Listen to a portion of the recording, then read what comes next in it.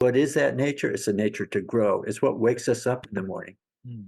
It's what gives us direction. It's where our attention goes in a situation. We're always wanting to expand. That's who we fundamentally are, and we do it through the functioning of the nervous system.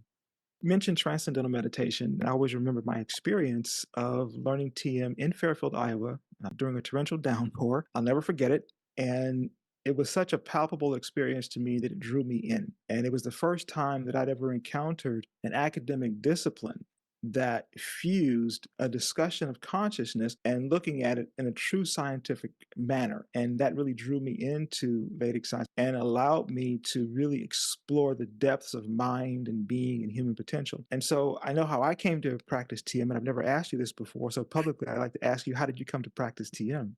Oh, it's an interesting story. I was in a theater group, and I wanted to do things like meditation, but it was group living and so on. And so I left. This was in Cape Cod, Massachusetts.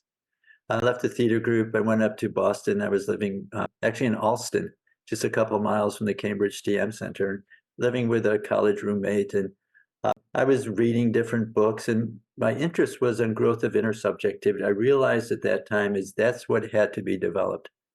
Everything I learned in school was things to do outside, how to behave, how to think, how to do, and so on. But to actually explore the thinker, the doer, who I was fundamentally, I Mm. knew that was something extremely important that I wanted to do with my life.